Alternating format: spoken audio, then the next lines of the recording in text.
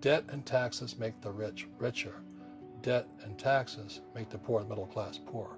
So all the rich guys who are doctors and lawyers or, those guys, they're getting creamed. And they don't know why. Doctors are getting creamed. Oh, yeah, they're making more money, but the take home is less. Sure. My doctor just yelled at me. He's happy. He says, guess what? I finally made $1 million. And I said, yeah, this is just 3 weeks ago.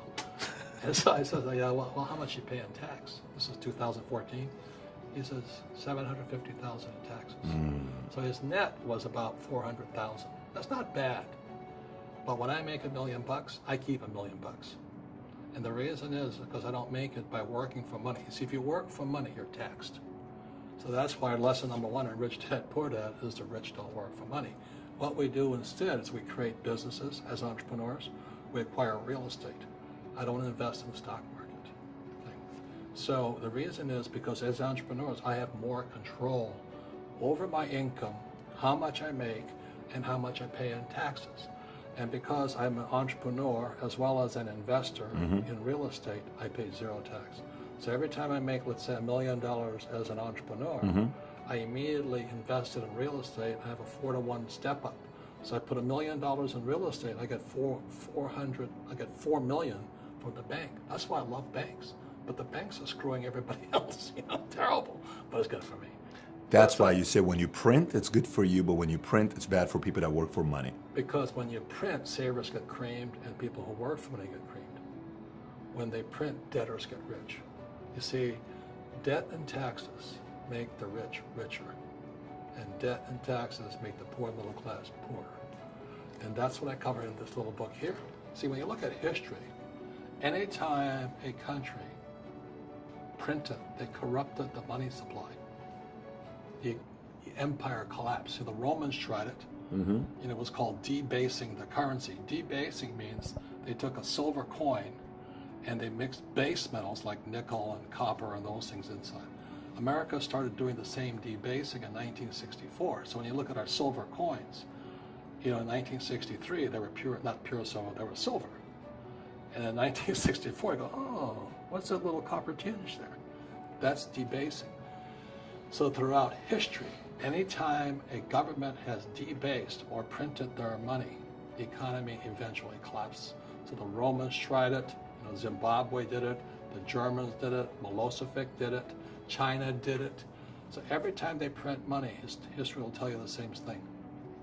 If we know it, why are we printing money? Because people don't understand history. Who are the people that don't understand? Our politicians don't understand history, or the voters? They don't teach you this in school here. So people can look at the charts, so they can look at the charts, but they don't know what they're looking at. I was going for my MBA, and I had to drop out because it was getting pretty ridiculous. Because I kept telling the professor of economics, I said, "You don't know what you're talking about." And you don't get good grades. You don't get good grades, you're out, right? So I decided, well, I'll avoid the rush and resign now. But what they teach you in school is BS. It's watered down. It's not appropriate for the real world. It's good if you're going to be an academic like my poor dad, and you have all the facts and figures, but they can't do anything. Like the unemployment figures are complete lies. Obama says they're at 6%. I'm not political, I'm not Republican or Democrat. Obama says they're 6%. This guy, John Williams, who's called the shadow stats guy, he says the real unemployment is 24%. So it's a big difference. So I asked him, so what happened? How did you come across this? And John Williams was an economist. He was working for Boeing or Lockheed. And he kept applying the government unemployment and government stats to Boeing's numbers, and nothing worked. So finally he realized, which I realized in Vietnam, we're being lied to. Our numbers are bogus. They're not true. So that's why I started writing this book. And now I said your house is not an asset, savers are losers, the rich don't work for money. That was 1997, 2015, they're coming true. So second chance is how I came to my assumptions and conclusions. Now let me ask you, so I have like 3 questions for you, but I'll do one of them. So with the collapse that you're saying, Robert, can anything be done about the collapse to prevent it? Yeah, this is the good news, okay? When something goes down, something goes up. Sure. When you go to the supermarket, you buy a carton of milk, the first thing you check for is the expiration date. You know, if the expiration date, let's say it's March 1st and, and it's already July, you better not drink that milk. Sure. The same thing happens inside our brains is when we have obsolete ideas, we get obsolete results. So what's happening for most people, the idea of going to school, getting a job, working hard, saving money, getting out of debt, buying your house because it's an asset, investing for the long term, is obsolete. The world has changed. The world changed in 1971 when President Nixon took us off the gold standard and money became debt. So that's what I wrote about in this book. What Fuller and my rich dad were saying is that our wealth is being stolen via the money we work for. So when you save money, why would you save money? Because back in 1970, just before Nixon took us off the gold standard, I could go to a bank, I got 15 to 18% interest plus a toaster. You know what I mean?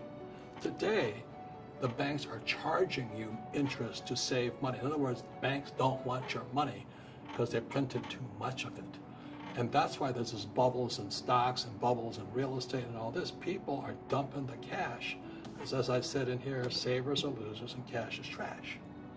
And yet people, well, I want a high-paying job. Well, that's an obsolete idea. Get out of debt is an obsolete idea. You should learn how to get into debt, how to use debt to get rich, and they'll never teach you about taxes. The reason the 1% is way up here and the 99% are going this way is because when you print money, two things happen, inflation and taxes. It's crushing them. And so this book here was written because this book was written approximately 20 years earlier. But now I can say what I really knew in second chance. But also ask yourself this question. You know, when I was a kid, there was one vote, one person, one vote. Today it's $1 million, one vote. You know, with the sub PACs and all this stuff. Sure. You know, the Koch brothers and all this stuff. If you're not spending like $200 million, you can't get elected. So what happens now? These what do you call them? Super PACs. Super PACs and all this stuff. Sure. They buy the vote. If you think your vote counts, wake up. Really, wake up. The people controlling the economy today, I'm not saying it's wrong, are the major corporations and the unions. So the unions, you know, they want to get their people elected, and the unions control the school system. And the big corporations are kind of more on the capitalist side, and all they care about is their corporations. You know, when people, I always laugh at people, say, oh, I'm so proud of Apple. It's an American company. It's BS. Apple is not an American company. Apple's an international company. You know, its headquarters are in Cupertino, California, but its factories are in China, Korea, and the Philippines, and they keep their money offshore. That's really the real world of entrepreneurship today. And any entrepreneur thinks, I'm just going to make money, I'm going to start a business and make a lot of money because that's what we talk about. They really have got to smell the roses, man. You know, that's not what the real entrepreneurs are doing. Okay, so that's why I wrote Rich Dad, Poor Dad. I'm glad people are becoming entrepreneurs, but most of them are still trying to make money. Why would you just make money when you're being ripped off via the money system? And I'm not saying it's good or bad. I like it. You know, I love the big banks. You know why? Because they give me, the people who save money. So when you save money, the banks give it to me. Thank God. When you buy insurance, they get it, they give it to me. And that's the game. And you know who gets the tax breaks? Me. You look at my buddy, not my buddy, I'd like to be his buddy, it's Elon Musk. He doesn't pay tax.